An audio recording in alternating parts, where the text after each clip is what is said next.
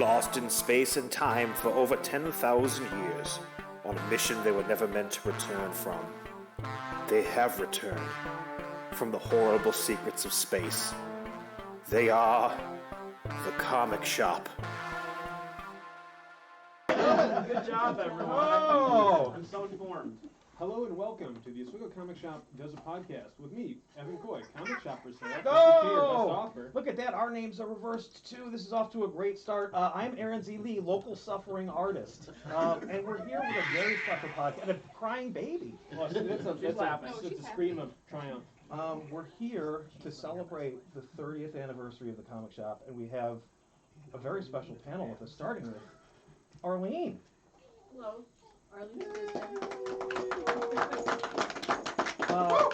Store fixture.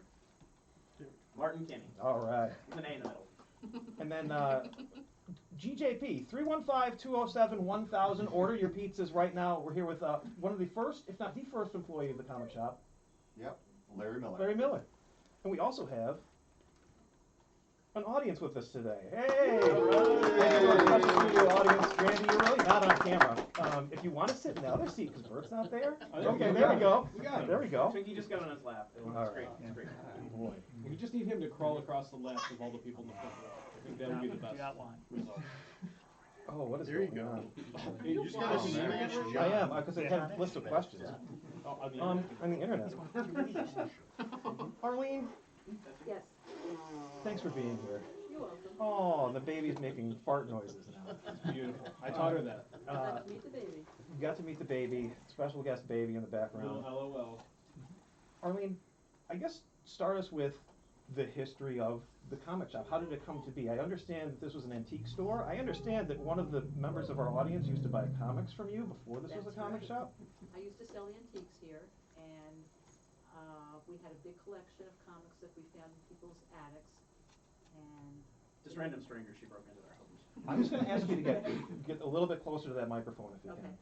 Even if Martin, if you want to move it forward. It's not going anymore. It's not going anymore. The neighborhood kids would come in and buy the comics, and one of the best buying comic buyers in the neighborhood was Randy Belcher. Hold on, we need to go to Randy real quick. Randy, Lean in, Randy. Lean Lean in it, baby. Like over here. Oh, there he is. All his glory. I think he was probably about 11 at the time. Yeah, 11 or 12. Well, Yeah. 30 years ago, so. Yeah. Yeah, Probably I'm, already. 40, I'm 43. Okay. And he used to come in and go through the comics, and he was really, really excited about what we had. And that kind of stimulated some interest in us. It was right about the time that Superman died, so comics were being publicized quite a bit in the media. And my husband, who used to do a lot of the searching for our antiques, happened upon a garage sale one day in Fulton. The fellow was moving out of state that evening, and he had about 40,000 comics that he had to get rid of. So, not doing anything in a small way, Larry bought them all, filled our van, and brought them here, and said, well, I guess we're going to be selling comics now. So we started the business. I put an ad in the paper because I needed help. I knew nothing about them. I used to read comics when I was a little kid, but it was Superman and Little Lulu and Nancy. Classics, though. Yeah, classics. Like to have some of those now, right? Yeah.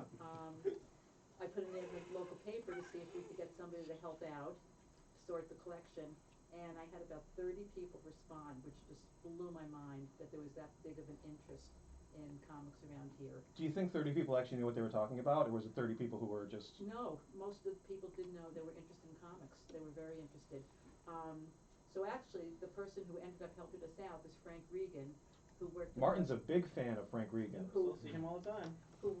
Well, at that time he was working at the hospital as an orderly, great personality, but knew so much about comics, it was amazing, because he'd been collecting since he was a little boy. And he came in and he started going through the collection, and he just got more excited as he was going along, because we had some really good stuff there. So he helped us sort out. It was also right about the time of Marvel doing that 13-issue series. What was it called? Executioner's Song. Yeah, Executioner's Song. Oh, Randy, you're going to come in handy here. Thank you, Yep. Randy. I wasn't here at the time. No, you weren't. I'll sit over there. And it was very popular. People wanted to buy them. So, that was how we got started. Excellent. Larry, where do you come into play? Because my understanding, and actually maybe Arlene, if you want to tell us about Larry, Sure. because in our discussions, it seems like he started within the first couple weeks of when the store opened. Is that true? Larry was collecting comics. He was really into comics, and he would come in and buy just about every single comic Just that we about, got yeah. in. One issue, not all of them. And we had subscribers. We would put them aside in boxes, as we still do, for people who collect. And Larry had quite a big stash put aside, but he came in with his mom, and she said it was okay, and Yeah. and he bought everything, and he loved it. So as a couple of years passed, he wanted to help out and do whatever he could here, so we had him come in and help out, and, So you were desperate for help. you could say that. No, that was a couple years later, they were desperate for help. Yeah. Yeah, that's true, that's when Martha came along. But he used to come in, yeah, he was our first employee. So you have a thing for people named Larry, apparently. Marv112 in the chat says, tell Arlene to make believe she is yelling at her husband. So I don't know if that's appropriate or not. But so Larry, tell me a little bit about your experience working in the comic shop in those early days. Well, honestly, the first book I bought, I believe, before I even came down here was that first Executioner song book. What was it? Uncanny. You guys corrected me in the Facebook post. So Uncanny 294 or something like that. Yeah, it was the. Yeah. Okay. Yeah, because I think you said 394. and Yeah, I was think I like, said wait, 394, but sorry, I was 100 issues off. But yeah, so I think that was like the start of my love for comics. I had a doctor's appointment or something in Syracuse, and someplace opened in Great Northern Mall, and we stopped, and I got Uncanny that. Comics. Oh yeah, Uncanny Comics, and we heard Arlene was selling comics, and I'm like, all right, Mom, bring me down. So we came down, and I mean, kind of the rest is history from there. Like, Superman died, Superman got reborn, and we worked together and built a big business. Yeah. Arlene was awesome. I mean, they became family. Larry was my advisor at school. Like, it literally shaped the person that I became. So. Wow. Explains a lot. It's all your fault. It's all your fault, Arlene. Sorry about that. Yeah. You mentioned an interesting point there, and getting back to Arlene, Death of Superman. So you opened the comic shop at peak comic book. Like, tell us about the Death of Superman, Aaron. What did that do to the industry? I kind of get you back in the game. The Death of Superman? Yeah. I guess it sold some books, Evan. But it also put a lot of comic shops out of business, from what I remember. That there were several that opened up in Rochester by me that within a year had closed because everybody over speculated on the Death of Superman book. Speculation, yes. Could you tell us about that time? Was that an issue with this store, or was it just No. kind of okay? First of all, I had trouble getting it because I had just opened, and our agreement at the time was we got our comics through Uncanny Comics. The more comics you buy, the better the discount. Yes. So they were very happy to help us out by buying comics for us, and they kind of told us what to buy at the time too. But unfortunately, nobody knew that the Death of Superman would be as big as it was. Am I? Nope, you're still a little quiet. I think people are still saying you're a little quiet, and I'm not sure why. Well, that's my natural voice. Yeah, I know. It's soft spoken. You just have to pay attention at home. I'm sorry. Anyway, I think they gave us, or they let us buy about 7 copies of The Death of Superman. 7? Yes, about 7. But they didn't get that many themselves. They didn't buy that many. And when you say it took a lot of business, comics out of business, it wasn't that. It was probably about a year later because everybody kind of jumped on the bandwagon then to sell comics and decided, oh, this is a great thing. And it took a while. People just started buying so much. So after Superman comes in with all the speculators, and there's a big rise, and then a kind of a crash a little bit Yeah. because of the speculators, it was the Pogs that came in and saved the industry, right? I don't know what year Pogs came in, but they did help.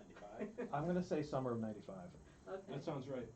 And we were one of the first places to have Pogs around here. We had tournaments all the time. Yeah, I just right? found all of mine when my dad moved the other day. A bunch of stuff from here. I threw That's mine out about 2 years ago.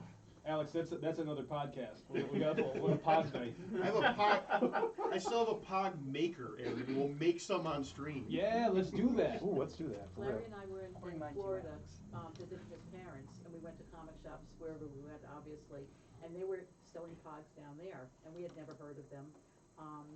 But they told us it's the biggest thing going and this and that, so we decided, okay, we're going to get some and bring them to the store. It was really fun. We actually traced how they started in Oswego County. Oh, wow. They started at Minetto School, Chris Barkley, as a matter of fact, was the one who brought them, because he was also in Florida on vacation and found them there. And he talked all the kids there into getting them, and then it spread, you know, Boy Scouts and this and that. It was very funny, the way that the different areas got it. Kind of like with Pokemon cards a couple of years after that, same thing. The thing Spread. The thing I like about the pods though is it's an open source game. It's not something that's owned by anything. So like anybody can just like make Yeah. a pod and get in on Yeah. it. They did. Yeah. Yeah, Cats, dogs, yeah, it was a lot of fun. there was everything on a pod. I remember I had lots of FIFA ones. I wasn't even into soccer. I had a lot of them. Alf, he's back in Pog form. And then Thank we got God. slammers and the whole bit, the cases to store them in, and whole new industry. The holographic ones, the brass Yep, ones, Yep, Yeah. Star Wars. all that full wild set Star stuff. Wars. Oh yeah. Martin, Yes, sir. how are you, Martin? I'm here. How did you get involved? Actually, Arlene, forget about you, Martin. Arlene, were there any other employees after or in between Larry and Martin? Like, I feel like Martin was there early on, but not super early. Martin was a customer pretty early on. Yeah. Age of Apocalypse. Yes, So that's like 95. but he didn't join us until he graduated high school, Mm-hmm. and he needed a job. And that was only 3 years ago. Yeah, it was. GED. Martin, believe it or not, always had a good sense of humor, and that's what kind of sold me on Martin. Mm-hmm. He was always very funny. Yeah, that was summer '97, and then it was Was it? Yep. When you When graduated. when you started When I working started here, yep. But in between, we had a couple of people. Paul. Tim Stahl, Oh, he was after me. was he up there? Yep. He's 99. Paul Kama, he was a student at Oswego in the drama department. An artist too, he was very good. Still get drama students. That's an interesting phenomenon. The drama students come here is, Yeah, who knew? theater, yeah, like that you Mike, made eye and contact with we had a lot of people. Actually, Larry Miller became very good friends with Paul. Yeah, Paul and I were great friends. Yeah. They would do a lot of filming and stuff, so I was always like the little kid extra hanging out with these college kids. My parents did not like that at all. But I did, again, it was a very, a time to grow. So, it was a lot of fun. Yeah, Paul and I used to we would go, Friday nights, we'd go to Syracuse and hunt down action figures for a while. Because, I mean, as comics were growing, everybody had to have an action figure of some character in the comic. And you just kind of had to show up at the right time to get them. And we would go, we'd find stuff. and that's how it expanded. Yeah. And it's amazing, actually, when I was going through, we have notebooks, my camera there. that Martin, I'm gonna get you on the mic too. Okay, Yep. Thank you. employee notebooks, it was just basically information relayed back and forth to each other. You've And I was had going such a fun time looking through these. Yeah, and it was amazing to see just how much action figures were driving business back in the mid-90s. Like beyond what I can remember, like everything had an action figure, everybody was looking for chases and things like that, so. Is it obviously Toy Biz, but is this like Todd Toys and like kind of reinventing the industry, and that's why things are taking off? Hot Toys definitely reinvented the toy industry. He came out with his Spawn toys, right? Spawn toys. The Yeah. first ones, and they were gorgeous. Because Todd McFarlane, in case anybody didn't know. He's an artist, Yeah. and he designed them. They're beautiful. You couldn't really play with them because they were kind of fragile and they break easy. And they still do because Yeah. Ethan bought a bunch of them. That's right, and, that's right, he did. They were That's definitely why the fragile and pandemic. broke easily. You, so. you Tried bought taking some them for out of the Ethan package. Yeah, the last pandemic. Christmas, I want to Yeah, say. yeah. Oh, here's a big man on a microphone. There So he is. another thing too, I think around that time was the card craze too, like the Marvel cards Oh, and yeah. the Masterpiece cards and the X-Men cards. I remember myself buying a lot of those. Remember Carol Dabson? Buffy? Yes. Yes, she was asking for a bunch of Buffy cards in some of the notes I was reading. Because there was cards of everything as There's well. cards of Oh, everything. Yeah, everything. Everything. As long as two people were interested in something, they came out with a card Yep. set. So they were big. Yeah. It's brilliant too, because like you just print one big image and then you cut it up into a bunch of little pieces and sell them in the package. That's a brilliant product. Yes. It also allowed you to kind of like look at the back catalog of like Marvel or DC. You're going to talk to us about early CCG stuff, early card stuff.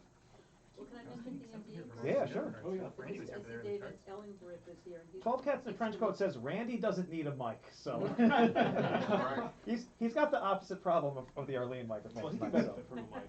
Dave is instrumental in getting D&D in the store, because I was always leery of it. I mean, back in the 90s, you used to see the TV made-for-TV movies about how bad it was for kids and how they'd be driven to suicide and mass murder and this and that.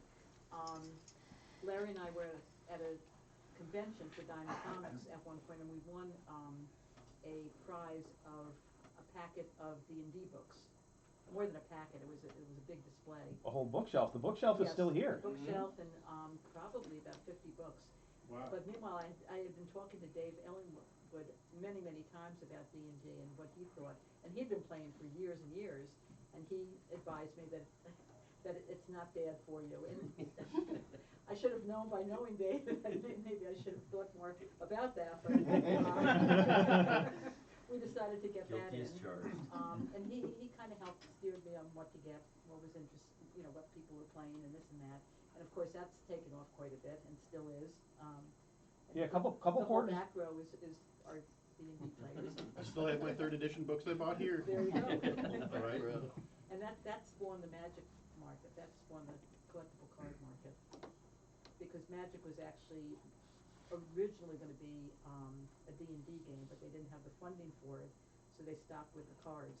Can you explain Magic to me for a minute and why it's so synonymous with comic shops? And somebody else like Randy? Well, yeah, okay, yeah. Randy Joe. Can somebody explain why Magic is so synonymous with comic shops? Because I was on the 7th grade soccer team in 1993 or whatever it was, and my one buddy knew that I was into comics, and after there was a hobby shop that was maybe a mile from the school, and after soccer practice one day, he's like, "Do you ever play Magic? I know you're into comics. Do you ever play Magic?" And I told him yes, I did, which was a total lie. But I had seen it at the comic shop, and I think after practice that day, I walked there and grabbed like a starter deck or 2 starter decks, and then went over to his house a couple days later. I was like, "Yeah, I lied. Yeah, I know how to play." But I just thought it's one of those weird products that like, was there like a weird distribution deal or something? I always kind of wonder that. Maybe we don't know the answers. Maybe I'm just talking. But I always feel like it's an interesting history, Magic and comics, because Magic is actually the biggest money-making item in the comic shop. The biggest volume thing is comics, but we make more money off of Magic. It was originally owned by TSR, so that probably has something to do with it, because TSR is a company that does Dungeons and Dragons gaming. Mhm. Fantasy, which obviously anybody who's interested in comics approve of fantasy. Larry, you gonna say something? Well, I think we just have to think back to what the time was then too. We couldn't get everything directly off our phone back then, so you had to get it somewhere, and you had to kind of be in the now to know where things were. So it was easy because we were constantly doing stuff with collectibles. Yeah. So Yeah. that was like just a natural progression as to where to go. You didn't have an Amazon, or you couldn't go to Walmart and get everything. I mean, there wasn't even a Walmart in Oswego back then. So you couldn't even go to get something that you wanted. You had to go to your hobby shop to get it. Oh, it's making good noise, Justin. Oh, I love We're it. gonna watch this in action. There you Bert, go. Yeah. audio This expert. live Thank you, Bert. work right here. And boy, was it hard to get at the beginning. It was allocated. Where was it coming from? Would you know what distributor? It was still coming from the West Coast. I don't know what's happening now, and I love it. TSR. Oh, there's just this rumbling in the background. Thundercloud rolling in. Oh, now we can't see you because you're whatever. It's fine. Move it over there some. I can't think what Alliance was before that. Randy, why are you so tall? I wish I knew. I like clean living. We're just. It's just a big belly shot. I'm sorry. We should have had you lean over again. You should have left it at the original height and knelt down. There you go, right here. Okay, wow. Oh, there it is. There's the solution. And There's now- the solution. Now he's as tall as a normal Yes. person. Well done. Well, ladies and gentlemen, round of Yeah. applause. You know, I'll get I the solve kneel. problems. Get That's the kneel me. in. I like that. He's crossing the Potomac. So, I can only really speak to my personal anecdotal evidence, but I think what it was kind of like this perfect confluence of moments where it was like there was no internet at the time. You didn't know what were in sets of Magic the Gathering. You would hear about it from your friends at school, and it was something that you would do during lunch or after school. So it was one of those things where it's just like, once you got playing it with your friends, it was just one of those things that really got its hooks in you really fast, because it did kind of feed on that fantasy feel, and it was a great game. Ted Gravy says, just Steve Tyler it. And then 41 New York says, have him sit on Bert's lap. So in the next question, I may encourage that behavior. But, Oh my god. No alert. All right, Martin, we're half an hour in and we haven't even introduced you. Oh my gosh, I love the noise that's coming out of that thing. We haven't even introduced you really to, you know, your history of the comic shop. You were a customer. Customer first, yes. Yep. Started working around. Yep. Yeah, I was coming in pretty regularly, and one day Arlene. Oh well, actually, there was an employee directly before me. Do you remember that guy? Either of you? I don't know. He was very quiet, and it didn't last more than a month or Yeah.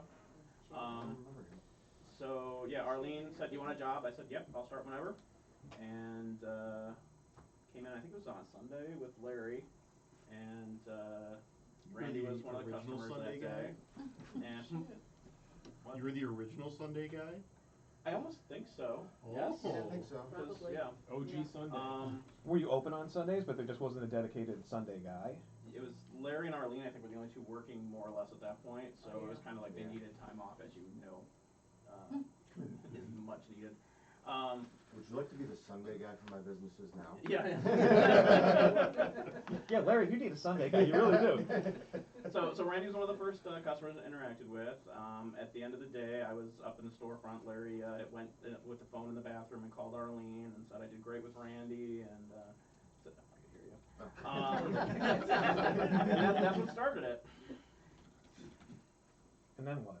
And then they have not been able to get rid of me since. Yeah. So how did you transition from Sunday guy into? This guy left. Is it- Yeah. it's as Yeah, it was simple as that? basically, yeah. So Larry, why did you leave? I got a job at a factory that doesn't exist anymore called the Go Oswego over on Mitchell Street. It is now where all the homeless people live. Yeah. Yeah, they live back there, because it's deserted. And then during that time, I decided to take a job waiting tables at a diner when I wasn't working at night. I have this addiction to working a little bit. I never noticed. I know, right? And so I Plus did you were that. going to school. Yeah, and I was going to school full time. Yes. Yeah, and that was it. It was just natural progression of things. But you came back. But I came back in 2001, right after 9/11 maybe. Mm-hmm. And then I think I became the Sunday guy at that Yep. point. So we had to deal with a national tragedy, and then Arlene had to deal with a personal tragedy Yeah. of Larry coming back to the store. That's very intense. Yeah, I was working at a diner and the factory and here on Sundays. I think at that point it was like a 24-hour diner, so I worked all night and then came to work here. So, yeah, Arlene, is Larry crazy? Larry Miller? Yeah. Yeah. Well, He works a All the lot. Larrys you know are He's- crazy, yes. Larry's a workaholic. Yeah. No question. Was he a good employee? I'm sure he Yes, was. yes. Excellent, yeah. excellent. Mm-hmm. My favorite coworker of all time. Well, you don't like anybody. Oh, whoa, whoa. Just saying. The knives are out. Yeah, we can say It's a Gator's family favorite. show, Martin. Come Yeah, on, calm it favorite. down. But that, I think it got to be too much for you though. Yeah. Is that when Holly came along too? Yeah, Hollywood It was music. Yep. a His little bit. It was a girlfriend. little bit before that. Yeah. Yeah, and then actually bought the diner I was working at, and then closed that and went to work at. No, it was a place downtown. There's flags. I don't know what it's called. The flag and place. He was the working at the flag place. place. And then I went to the insurance. I just got that joke. I'm sorry. I'm 5 seconds behind. Yeah, then I went to insurance, and I went back to the flag place, and was there for a while. Life happens. A bunch of life happened, and then in about 2015, we purchased GJP out in the plaza. GJP 315-207-1000. Call and get your sheet pizzas tonight. Yeah, you should be eating it while you're watching this podcast. Yeah. The official pizza of this podcast. And I appreciate And at that. the comic shop. Actually, it's going to be the official pizza of our weekend event too. I got to order some food for you. Until Domino's gets back to us. For a They sponsorship. just don't answer the phone. That's the only difference. And then right at the start of the pandemic, the same time Evan started here, I, myself, and Nikki bought a gym at the start of the pandemic. Great decisions. Great decisions were made. Dead Gravy real quick says meal prep at GJP too. So That's correct. we got people. Yeah. The people Very know. good. The Yeah. people know. Should we serve Thank some to you, the audience? thank We you. can go. I've got one. I've got one in the fridge. I think I still have a buffalo chicken. Yeah, that, Check that under is- chairs. That is Plates and Weights. That's the third business that we have Yes. rolling Big now. CD. So when do you plan on opening your fourth business? Well, and how I many mean, and how many hours will you be working? Technically, at this time of year, the second annual Backyard Ultra Oh, for yeah, Blessings yeah. in the Backpack is my fourth business from here on out until December 17th. Mhm. So, that, last year we raised $3,500 for Blessings in a Backpack. Awesome. Woo. So, and we had people running 60 miles, including a customer of the comic shop. Uh-oh, hold on one second here. Hello? Oh, who is this? This is Tessa. Oh, Tessa, how are you, Tessa? Hi, Good, Tessa. how are you? Oh, we're doing well. I'm not sure how well everybody can everybody hear Tessa or no? Yeah. Okay. Yay. See lots of head nods. Tessa, That's who good. recently abandoned us for greener did. greener pastures. Much sweeter. So Tessa, tell us quick. Give us a comic shop story. Is there a comic shop story that you could share with us, or? Oh boy, there's so many, but like I remember when you first took over and you were like, hey, like we talked and we. It's funny. interviewed- Tessa and I we both did- go, hey. But then you like, wasn't it like my birthday or something? And you guys, there was like a whole thing. I'm trying to remember exactly what happened. You were having some kind of interview or talk, and it was your birthday, and he had, I believe, a cupcake or something, and we had to try and Yeah. find candles. Yes, we still have those candles. Did we do? That's Oh, we may see them tonight actually. Maybe. Yes, that's right. Because you interviewed me, and yeah, it was your birthday. We had a little birthday segment. That's right. Oh my gosh, Yeah, I know. That was so fun. that was a long time ago. And then the infamous chess set. Yeah. There was Arlene. How long was the chess set here for? A long time. What was the chess set? It was a Batman. Batman. Yeah. Yeah, we And have it out on our table here. Beautiful. Tessa, when I purchased the store and we were struggling at the beginning, and we weren't making any money, like we were doing literally $400 a week the first few weeks because we were closed. The month of April, we did $500 total. No, you did not. Yes. Did you really? Yep. Did we really? And we were happy about it at Oh the my time. Yeah. gosh. But I think Tessa came in at like May or June. When was it? Anniversary or Brett's May, birthday? because it was our anniversary gift, and our anniversary is the end of May, so. And Tessa spent a small fortune on buying the Batman chess set that had sat here forever. So I was very grateful for her early on. Where it's like, oh, thank God we have some dollars coming in. So I was always very grateful to the Smith family. We miss you. And, Oh, we miss you guys. I yep. remember you had to come deliver it to the house because it was like COVID and all that. I was In a doing. toilet paper box. Yes. I was Ooh, yes. beautiful. I was doing at-home deliveries because the doors were locked. So I was driving things out to customers' houses. Yeah, because I didn't know what else to do. I know. And my first memory of the Smiths was Arlene trying to describe them to me when there was a news story in town about some local families' pumpkins being smashed around Halloween. Yeah. So that was my first introduction to the Smiths. Aw. Final note: can you give us an LA update? What have you been up to? Well, I've done a couple of red carpets, which have been fun. Like I did the red carpet for Hellraiser, which was super cool, and then for the Curse of Bridge Hollow, which was a Netflix one. You know, the whole like standing on the carpet, and as the talent walks by, I stick my microphone in their face and talk to them. And Don't know anything about that. Yeah. But something really exciting. There's a new movie. You might have heard of it. A very small indie film called Black Panther: Wakanda Forever. And I'm going to see that next week. So I'm super Hey. excited. Ooh, nice. Well, we can't wait to hear your update, your video. Thanks for calling in. Thanks for celebrating the 30th anniversary of the comic shop. Of course, I wish I was there in person with you guys. I miss you all. Next time, for the 40th, we'll fly out. Sounds good. All right, Tessa. Or maybe we could go to California. Or maybe we could go to Cal. That's an even better idea. That's even better. That's a better idea. All right. Thank you, Tessa. All right, love you all. Bye. Bye. Bye. Adios. Tessa from Vamosniki. Where were we? Wow. Well, I just want to touch on something when you talk about how hard it was for you guys coming, you started in COVID as well, but with those struggles in April and May, you guys were good enough to come out while we were doing subs at GJP for the kids and donate comics to all the kids in the bags, hand them out with us. We had a lot of free time. Yeah, a lot of free time, but still you weren't, you know, it was a struggle then and you guys gave back and like, that says a lot. Actually, this is where the point of the show where Larry and I just lavishly praise one another. The praise begins. I love how involved you are with the community, and I was very lucky to meet you early on in this process. And there's another pizzeria who I have a relationship with, and I'm glad that I went. I hope he's not watching. I'm glad I went the Larry route. Just you're a really good guy, and again, I can tell you give back to the community, and I want to be there with you. So. I appreciate it. Round of applause for Larry and I, everyone. Thank you. Oh boy. Oh man, we're so good.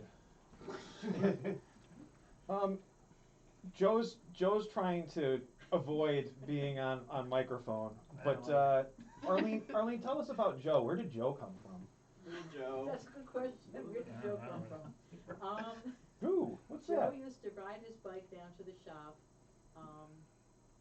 from Hannibal, basically, well, Oh, wow. outside of- Yeah. up by Ontario Orchards. Yeah, Right on the it's border. about a 10-mile ride total for like. Joe, you can get on a microphone too. No, Thanks. I don't want to be on a microphone. We'll get on a mic. You gotta be You gotta do what I did. Yeah, get him Kneel in- before it. Yeah. Let's I don't go, need to, Joe. I'm not that tall. No, it's still not working. You're actually too tall. Yep. Bert, Is it kick better? that stand. That is better. We just don't see your head. We We gotta gotta go see on your Bert face. lap. Yep, Oh. you gotta sit on So Bert's is lap. it- Do you need to be like draped in a red cloth? No. Oh, I mean, yeah, no. I mean, I know. I'm usually Get down behind the behind curtain, the Joe. Yeah, Get just behind do the it. curtain. Cut the This curtain. is good. Can I just do that? Can we just do this? Yes. Get lower Whoa, like that. hey. Oh, look, Wow. technology. Get on class. Innovation. Yeah, so I used to ride my bike out here like once a week. I think the first comic I asked you for was like a Spider-Man Clone Saga book that I couldn't find anywhere else, and then you back ordered it for me. Did we get it? You did? Of course we did. Okay, yeah. Ooh. Of course we did. 100% success. That was a 50-50 crapshoot. You know, I bought spider books here and there. Yeah. Eventually started playing both Magic and the old Star Wars card game way back when. Yeah. I threw my money at that instead. That was the right financial choice, it turns out. But, you know, whatever. It's fine. But it was fun. But it was fun. They were And both you met fun. a lot of people. Yep, we did. We John had- Callan was here. Yeah. We Yep. had a little league here. John Callan, give a wave to the camera. Let the people see who you are. It's John Callan. John Callan, everybody. The legend. Yeah. Those old school Magic tournaments used to be hardcore. Oh yeah, I got real mad at some kid sometimes because I Yeah. thought he was, I thought he was cheating somehow. Um, Because it was like a sealed deck, and he's like, I'm like, how does he have multiple copies? That doesn't work. Who has? If Who it, has if it was the Sean one? Walker, he was cheating. I don't know who it was. I remember discussing it with you at length Yeah. at some tournament one time. We need Hopefully a most quick. cheated I did that who, thing. just who has the worst Magic story? Who has? Is it Randy? Probably Randy. Yeah. Is it? If I, it's I about. did it. I did it for 12 years. Or is it John Weldon? I did once watch Could be John John Sherp Could be throw a John deck box across the room during. I watched Randy throw a deck across the room. Oh. I've I mean, done, I did I've done a lot qualify of someone things. for swearing in a tournament once, I think. Yeah. I've done a lot of things. Yeah. Randy volunteered to take over the Magic tournaments. Thank you, Randy. After Larry Miller got into too many fist fights, we're like, we need an even bigger man. I was just a judge. I didn't play. Yeah. so Yeah. But Randy took over, and boy, I don't think he so. stuck with it for a long time. He kept him in line. That was the Get right him timing underway for to it. get it- You didn't mess around with Randy was in charge. Yeah. That was the right timing for it too, because it exploded real good there Yeah. for a Yes, while. it That's did, how I yeah. met most of you guys. Yeah. Ted Gravy, Joe with the big brain move, shots fired. Yeah, well, Bill's in on it with me too. We don't want to hassle Joe about his intelligence because he's the one like the glue that's holding all this technical stuff together. So don't Mostly punch not punch true. down on It is Joe. crazy Joe. glue though. Yeah. Joe truly is the duct tape that's holding this podcast together tonight. Of course, 15 minutes before we're about to go live, everything bonks, and then it's just sheer panic, and Joe is here to save the day. Joe, the mysterious man behind the curtain here at the comic shop, we couldn't do it without you. So. And he's always asked to do these things, like moments before it has Yes, to go into do work. it live. So It's no fine. pressure, no pressure. I have a question for Arlene. Oh.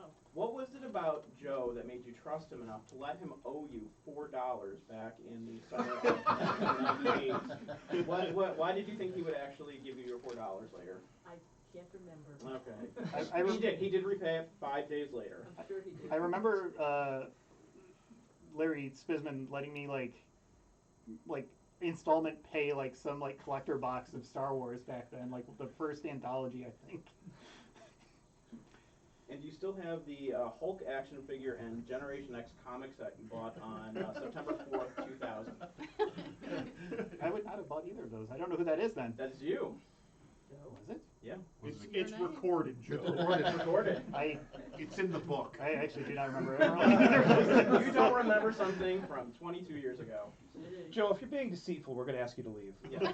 No, I for real do not remember ever buying that. I'll show you the thing later. Okay. How dare you Are you besmirch sure? his character? Are you sure it's not another Joe? No, not Joe Samuels, Arlene's handwriting. Sorry, Joe. Do we have any more questions for Joe? Hold you out. No, Apparently there's a lot of a lot of questions for Joe questions, now. but- I'm very confused. We've recorded your entire purchase history, and we're prepared to go through it with you line by line. Oh God. You got a lot to answer. There's some questionable manga in here we want to talk to. Martin, do you have any more questions for Joe? Do you have anything else, Joe? Did we embarrass you enough? No, I don't know. Okay. Do we have any more questions for Joe or Larry? I have a question for Larry. Go ahead. Okay, so on December 26th, 1998, You do you recall why you dropped your subscription to the Birds of Prey? Did the Huntress leave the group? I am not sure. We're gonna have to look up in comic history and see what happened then. And at one point you sold your comic collection for $250 so you could buy a race car. Yes, that's true. How's that race car? Man, I think it was, if I remember correctly, it was me and Chris Lupa, and I think we worked on it one day, and then he actually became a very successful race car driver at Speedway. Okay. Not with that car, and I was not involved in it, but he did. He won a few races in the street stock division, and he's a great guy now. And as he was then. He was awful back He was then. terrible guy then. But yeah, great guy. So yes, I did do that. All right. All right. I have a question for Aaron. Uh-oh. Aaron, is your oh, it's on the other page. Is your home phone number still 963-8640? No, but that might still be hooked up at my parents' house. Excellent. So I didn't include the area code. That was gonna be able to Yeah, call you. I won't be able to figure out the area code for Central New York. Dead Gravy, am I watching Court TV right now? Evan, do you wanna know how Aaron first came to the comic? Uh-oh. Oh, it's almost like you saw my next question on the screen that I was going to ask to you. We're going down the list here. Thank you. Speaking of Aaron, yeah. Uh-oh. We had a pumpkin decorating contest. The first year that they did the Pumpkin Fest in East Park, we were approached by the chamber, and they wanted to get more businesses involved with it.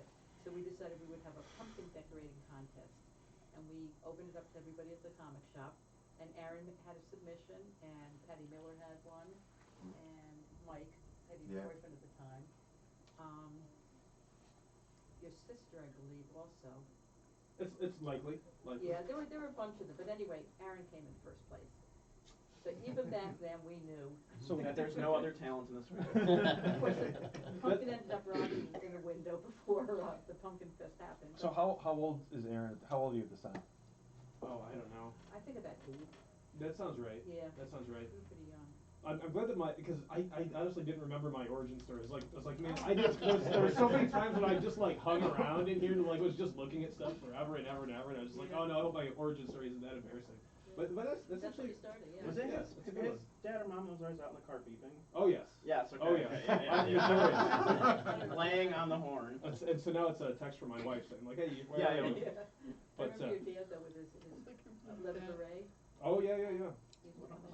He doesn't have that anymore. No? He should have that cap. I He thought was that look was very pretty dapper classic. in it, yeah. Yeah, it's a good look for my dad. Yeah. I remember, what was it?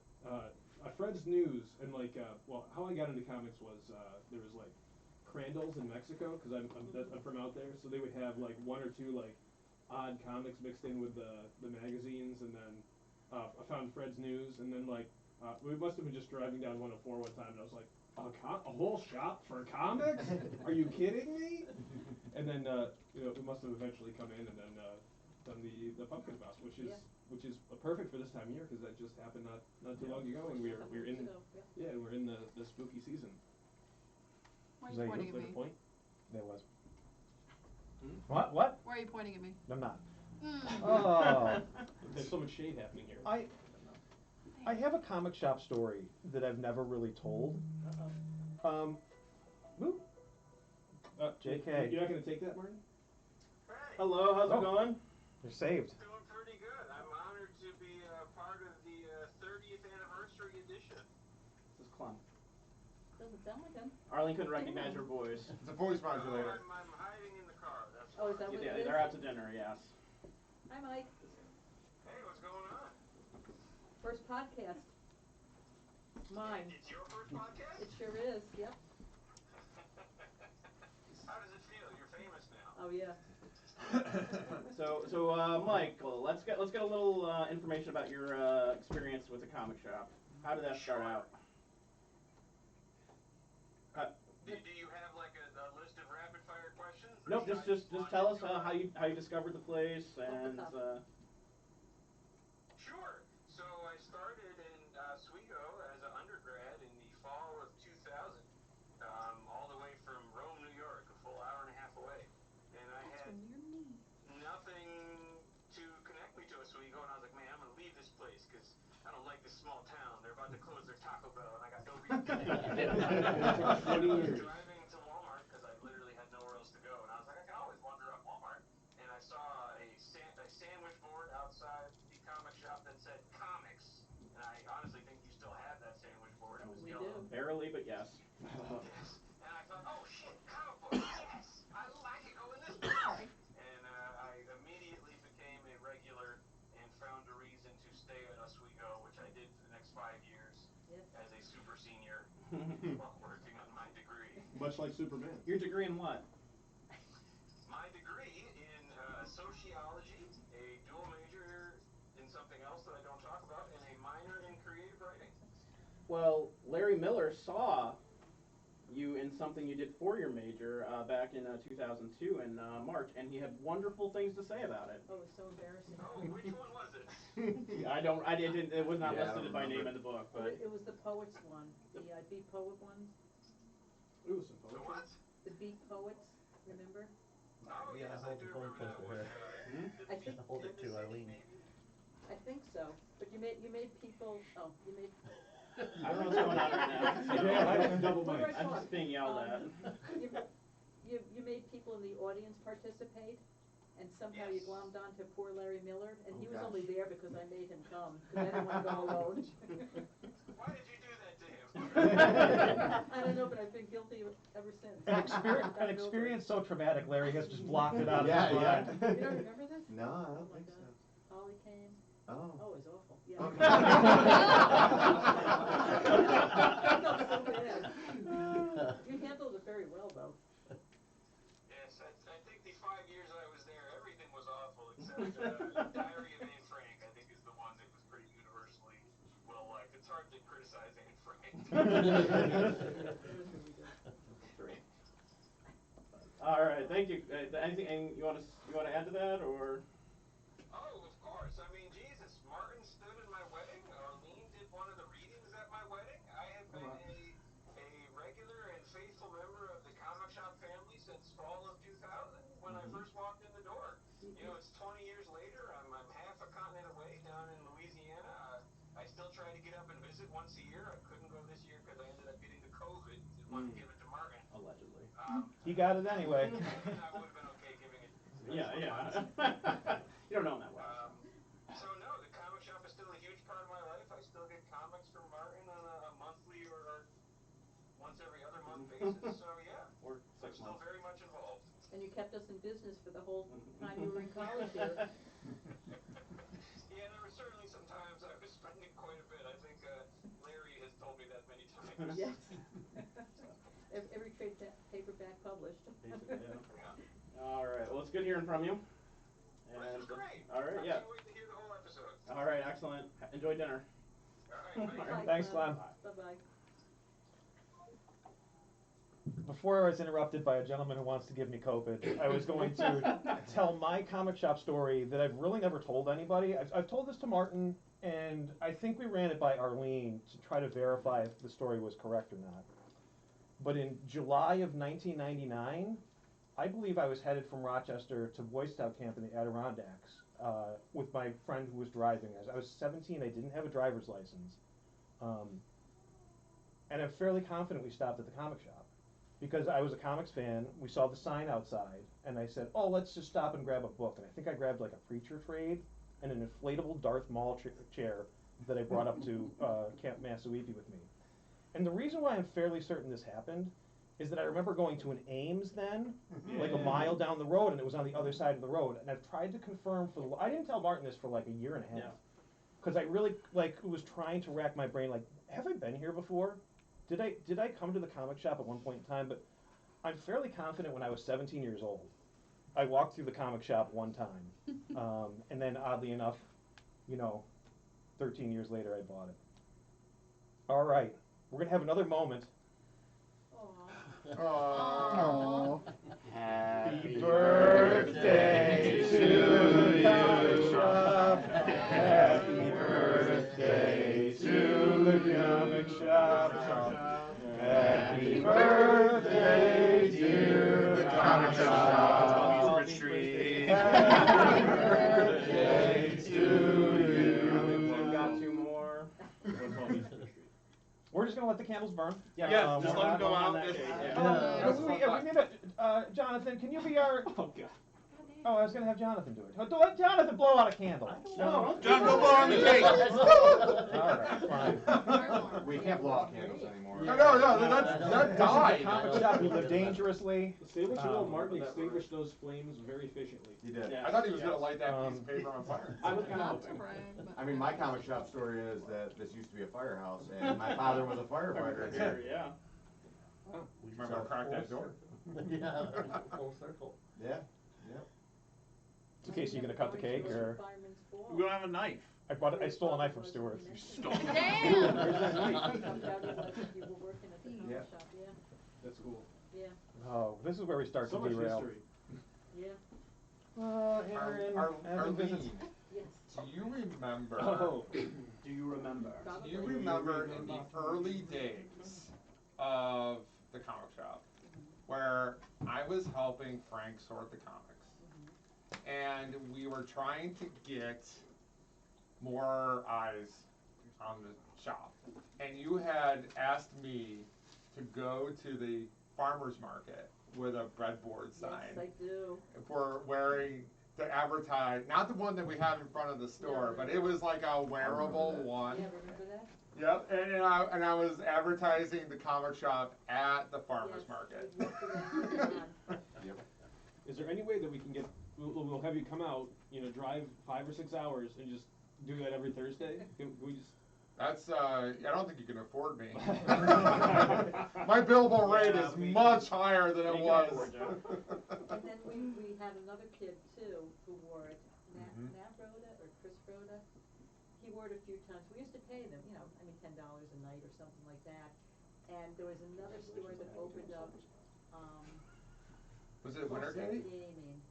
There was like a Wintergate. Wintergate, yes. Yeah. And the fellow from Wintergate gave Matt Rhoda circulars with their store on it. He handed out at the farmer's market when he was walking around the farmer's market advertising our store with the billboard on it. Wow. And Yeah. he didn't, he was just a kid, he didn't think anything was Yeah, bad. yeah. I believe this is my mom in the chat. Mama Coy, happy 30th anniversary, great podcast. What a great group of comic shop supporters. They're a pretty swell bunch. We And like Cecilia's here too. it. Cecilia's here too. She is. Uninvited. Arlene, tell us about your least favorite customer and why was it Lawrence Beckwith? Why wasn't it Of more? course, that name did pop right up immediately when you mentioned that. Odd person. He just sold that Christmas tree like he wanted. No, this is the point where we trash on old customers. I can't do that. Okay, I can't do that. Martin. Oh, no. Do you want me to read some? What? Yeah, Martin, read some quotes if you don't Oh, mind. okay, so these, maybe someone can guess who wrote these in one of the books. We Oh, got, no.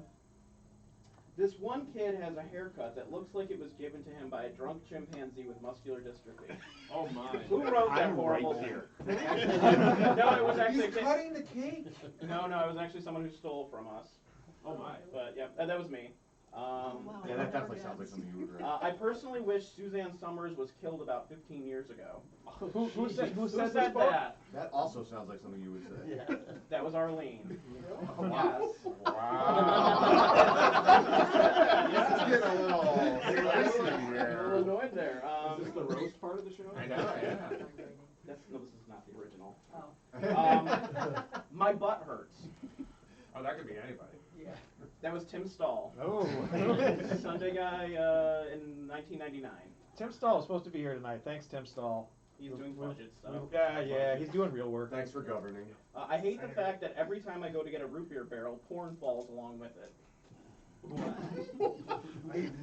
Can you? I'm sorry. Could you repeat? That was me, and I'm trying to think of the guy. There was some girly comics were popular at the time, like Purgatory and all that. Oh, And we had ordered something for a customer. The guy always used to tell jokes. Yeah, Rick. Rick Bergman. Yes, Rick Who's Bergman. also a pizzeria customer. Is he? Is I he? haven't seen him Yeah. forever. Yeah. Yeah, but he decided he declined to purchase them, even though he special ordered them, and so they were just sitting back there on the back shelf and would constantly fall over. Not actual porn, probably. So how were the root beer barrels factoring into this? We used to have root beer barrels that we had. It was Tim They're the Stahl. little candies. Yeah. Yeah. Well, I Yeah, knew that. yeah. I knew that much. Yeah, for some reason we had root beer. I don't even know how Okay. it started. It's There was like mentioned a penny million times. candies, Yeah. right? the Yeah. cowtails. Okay. Uh, Fair enough. Oh, yeah. Cocktails, Oh, yeah. yeah. We'll just continue going down the rabbit hole. By the way, the slut wall looks sufficiently slutty again. Who said that? I hope that was Arlene. That was Arlene. Again, there were these Purgatory, Warrior Nun, Elria things, and we had a whole. Warrior Nun. Yeah, Where we had a. where the closet is. Where the door is there was a whole. There's like 50 of them that just hung there. And this. Do you know how I got rid of most of those? No. This, Oh, yes, this I do. the lady with the cakes. Yes. This lady worked with a bunch of guys, and for their birthday, she would make a cake and decorate it with one of the figures. She came in, like 2 or 3 times a month. Yeah. They were marked way down at that point. Just a fun, interesting fact to go along with things. Back in March 2nd, 1998, we were unable to get a copy of Tough Stuff in for someone, which is funny because we can't get any copies of Tough Stuff, the comic, in this weekend. So there was a previous Tough Stuff? Tough Stuff was a baseball card yeah, magazine. baseball card magazine. Like Beckett's. Yeah. Yeah, it was like the competitor to back. Yeah. It Yeah. had all the sports in it. Everything. What? Yeah, that was. I feel like it wasn't. Beckett was the superior product though, or was Oh it? yeah, yeah, that okay. guy's definitely a superior product. And the last quote is, do you think people have caught on to the fact that we're writing about them? I'm gonna say me. I'm going with no, it was Martin. me, actually. It was I'm me. going with Yeah, Martin. It was me. It was me. So Aaron, when are you gonna take the comic shop's notebooks and be the Harvey Picar of Oswego? I've talked about this a little bit. I've offered my services for years on it. I think we just need to figure out what to include and what to not include. And There is a lot of material in there that Martin and I would like to share with you, but we don't want to cancel everybody. Yes. The '90s were just a different time. A simpler time. And none of it was me, by the way. I was not here in the '90s. I did not say any of the horrible things that are. If you had tried to write in a notebook, we wouldn't be able to read it. Yeah, no one can read my handwriting. Anyway. Dead Gravy, Malcolm in the Middle. Arlene is here to destroy the book. This book is cursed. New and improved Necronomicon. I'm glad somebody made that connection. Boy. The composite Necronomicon. Mm. Necronoma notebook. Arlene, what's the? I was always not surprised. I got to know you a little bit working across the street, and I figured that you weren't going to be into comics because I don't know, because I'm a dumb guy and that's just how I think. Yes, misogynist, and ladies don't like comics. Oh boy. But you are super knowledgeable about comics, and you were reading and sharing with me what you were reading. Can you tell me maybe your favorite comic over the 30 years that the comic shop has existed? Like, is there a series or? Warrior Nun Elria. Strangers in Paradise, Yeah. right? You should read it, Aaron. Yeah. Tell us about. Randy was a subscriber, and Martin and me, and maybe one other person. Well, actually, it was you, when I was hired, that was one of the trade paperbacks that I had to read, as I got the job, was Strangers in Paradise, you got me hooked on that. Oh. It's just a relationship book, two women who become friends, a fellow, there's some mafia thrown in there. Plane crashes. Yeah, no, just a very, very well-written book. Terry Moore is still putting that out to this day. I mean, Yeah, uh, yes, we got, the Siri- Parker Girls. Parker book Girls, yes, out thank you. right now. I'm a huge fan of Terry Moore. And Preacher was always a fan favorite too. Had to read that too, yep. Yeah, we like that. Nick Gentile says, Martin just sold me SIP true, 1, yeah. Volume 1, just the other day. It's superlative, the closest thing to a print issue of Bold and the Beautiful. Why the Last Man was really good. Oh, yeah. Yeah, all these books that she's listing, we Fables. actually had to end up doing a tradition where, when the series ended, the last issue, we would wait until our Wednesday overlap and we would read them in the store at the same time. Yeah. For Y, for Strangers in Paradise, Preacher, Yeah. a lot of good Martin books. didn't like the ending of Why the Last It's Man. awful. I Just do. never read the last It issue. was okay. Just let it go. Awful. You gotta end it somehow. And badly. Very badly. Bad Brian K. Vaughan. I don't know, does anybody have any questions for Arlene? I'm going through a lot of my question list here. Bert, do you want to tell us about your history at the comic shop? This is my way Best of... customer. Best. He is #1 on all the lists that come out. Yeah, I'm not exactly sure when I first started coming to the comic shop. It had to have been the late 90s. I was in the Navy until 97. Thank you for your service. I got really big into magic during that time, so when I got out of the Navy, I needed a new source for the addiction. So I'm not exactly sure when I started coming. I know that they started running some tournaments. I got involved in those tournaments. That's where I met Randy and Joe and pretty much everyone else here at the comic shop. So late 90s, pretty much played in every magic event they had from then till very recently, where I decided that my magic days are done and now I do Warhammer. So trying to get having to do Warhammer, and hope to see everyone on Tuesday when we do it again. Tuesday, Warhammer night, 6 p.m. We're promoting it in the Discord poorly. It's okay, it's on the podcast. Because It's it better. doesn't matter how much we plan, it's all going to It's all, everything, crash, yes. burn. Hey, don't say that, just said, this has gone okay. No, were you here for the 15 minutes prior to start? We were all panicked that nothing Did you was see working. Randy trying to talk into a microphone? Hey, I made drinking comedy Red Bull gold and, like, happen yeah, out of yeah. that. I'm totally oblivious to all the technical issues. Lucas wants to You're know, oblivious, yes. Lucas wants to know, has there ever been a ghost in the shop? Have you ever seen a ghost here? No firefighters died here, I don't believe, so. I would hope no firefighters died in the fire. In the fire, yeah. Actually, Bert, why don't you pass the mic to your right there? You had the squirrel that was in the ceiling. I actually read a note about that. Cecilia I'll play with you later. Cecilia and Mike are here. They come as a team. Yes, we do. You have to both talk at the same time. Tell us, when did you In first unison. started to come to the comic shop? Oh my goodness. At the same time, please. Ready? I can't say what I want to say. This is a family-friendly Okay, show. all right. I don't remember exactly how old I was the first time I set foot in here. Thank you. Yeah. But I do remember buying one of the 90s Batman Ra's al Ghul figures off of the wall right over here in the corner where all the excess 90s figures were, because it was probably about 2000, 2001 when I first came in here. I'm probably youngest person. No, you're the youngest person I'm younger here. than you. Either way. He's the youngest one that matters. Yeah. And Arlene and Martin pretty much got to watch me go through every little bit of nerdiness that was here in the store. I collected Star Wars stuff for a little bit. I tried magic out. If it was in the store, I bought it for one reason or another, but I'm finally back where I feel like I belong in comics, and no matter what, this place has just always been here for me. And I'm really excited to be the new Sunday guy now. Cecilia, can you say anything that's not vulgar? I, first of all, would like to say I think it's unfair I'm being targeted. You all said slut. Whoa. What happened? Whoa. Ladies and gentlemen, this has been the Comic Shop as a podcast. That's why you never appear, Cecilia. This is why. That's why I feel like I should appear. I feel like I'm just saying I'm better than all of you. I'm All right. kidding. I'm So kidding. we're going to go to Jonathan. Jonathan, Where am I Follow that going? one, Jonathan. You didn't ask when I started coming, which is rude. when did you start coming? Too late. Okay. It's like Lucas is here. Yeah, right.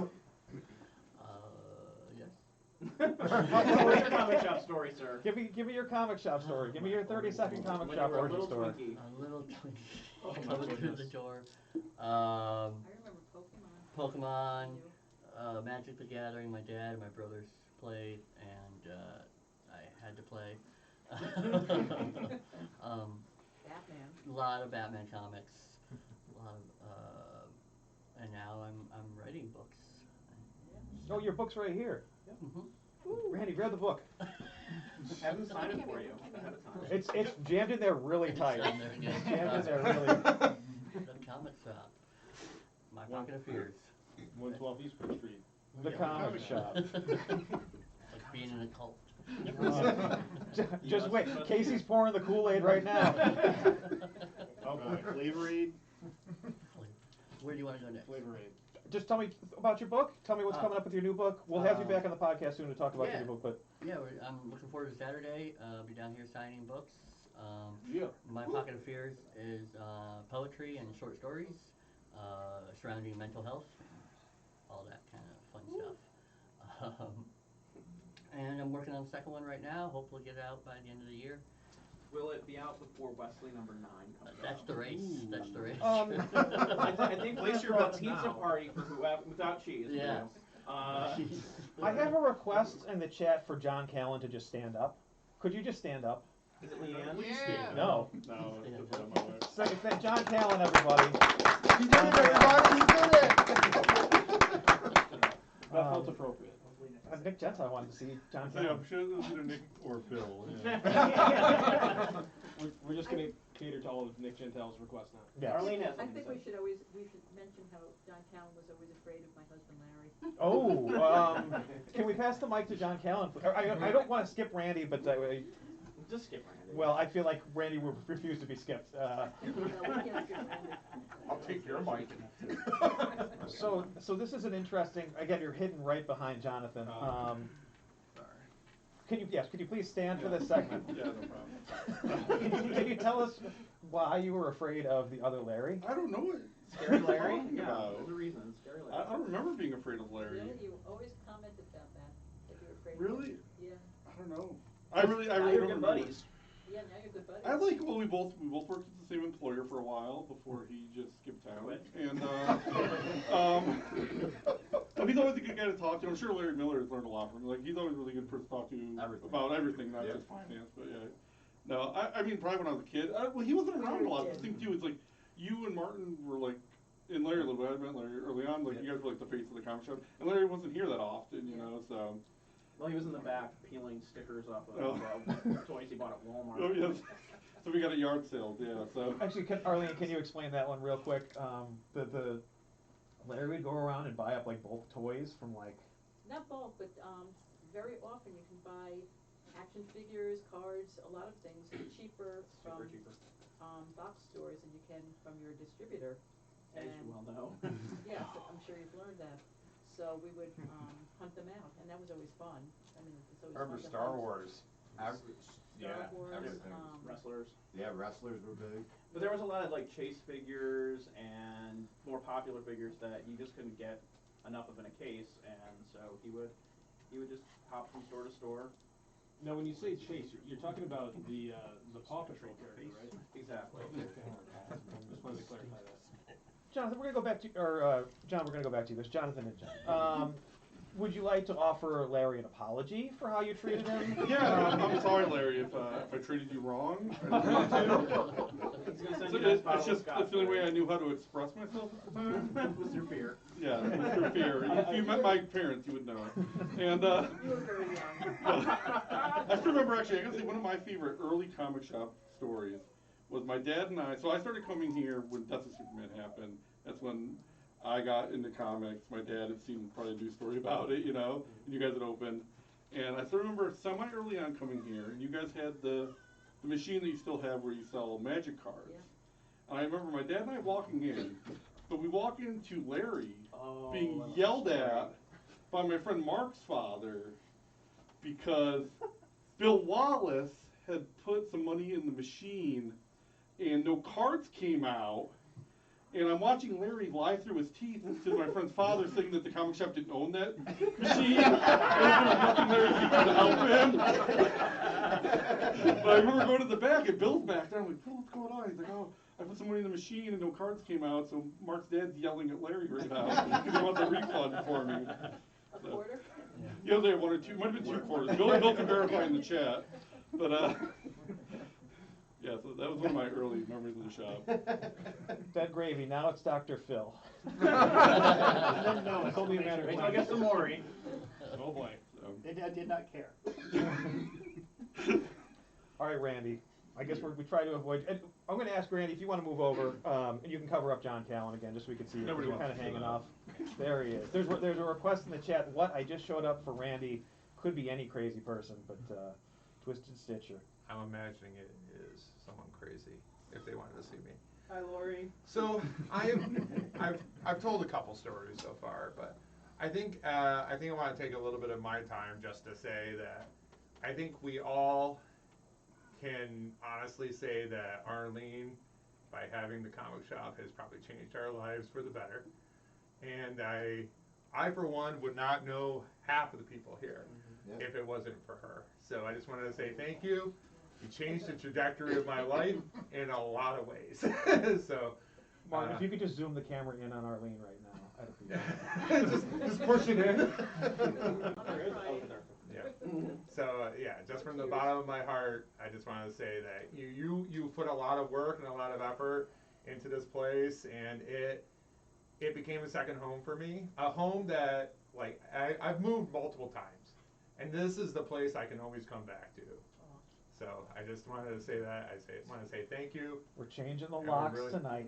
I will find you. Like you did today.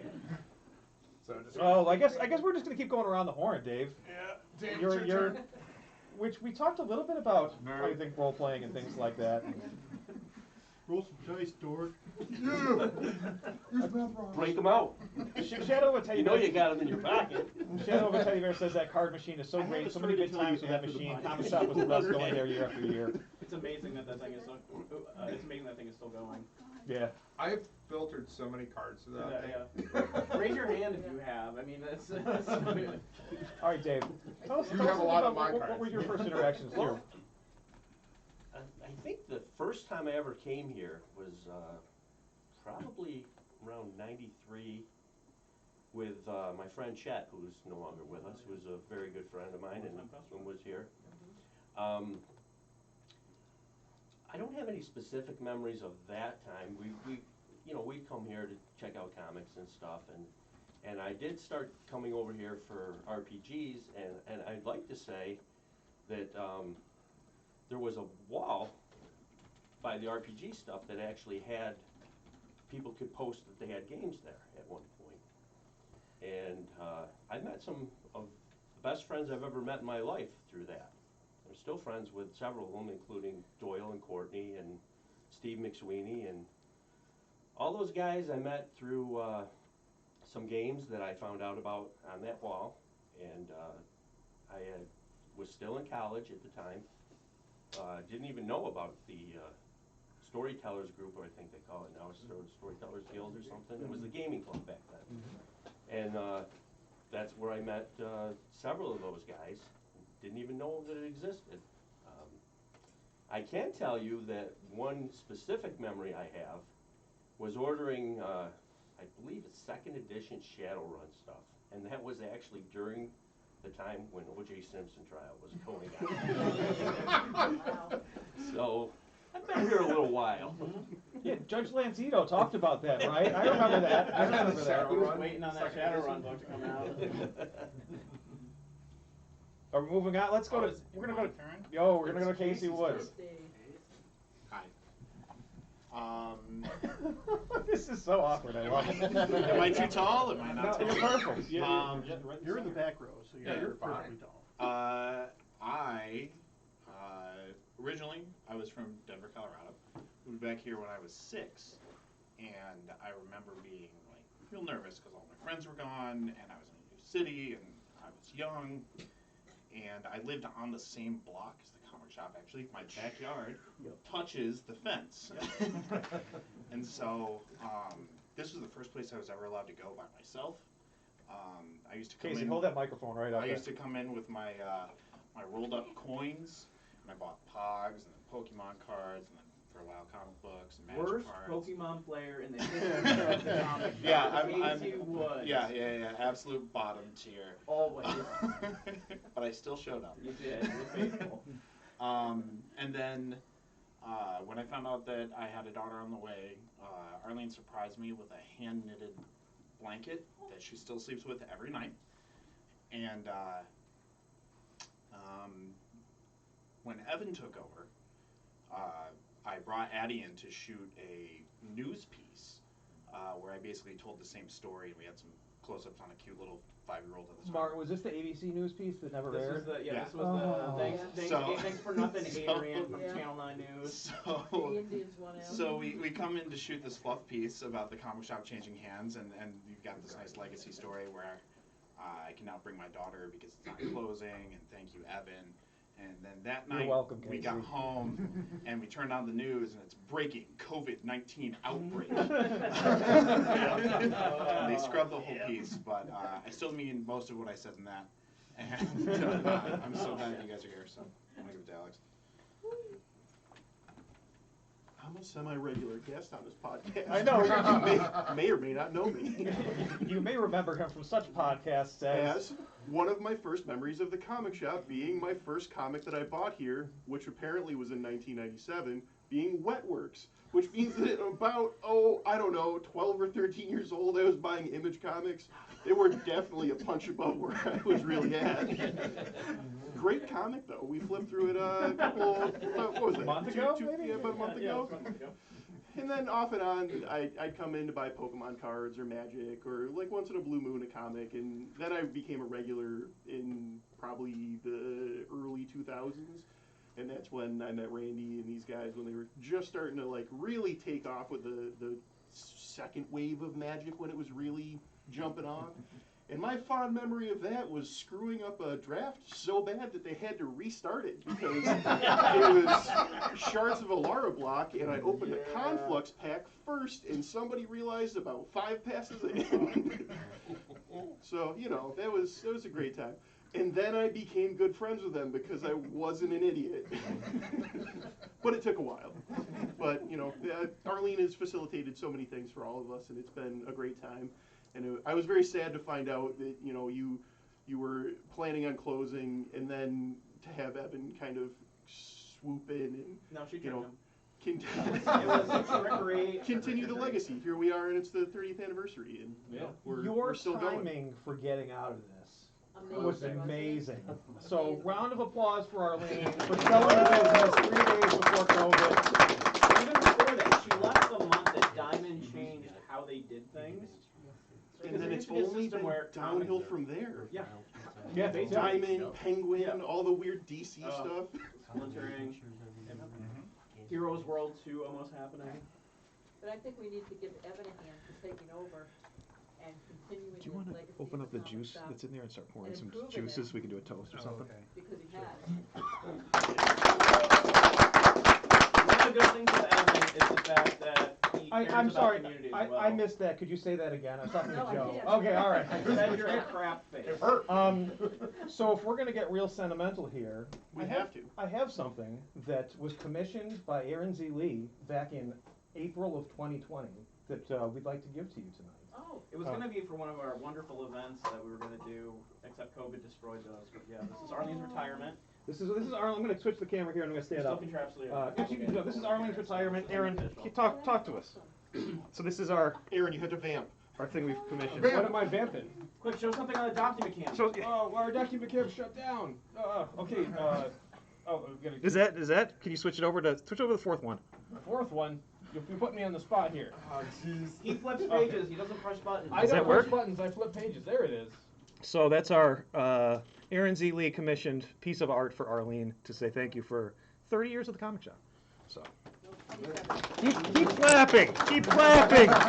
Keep clapping.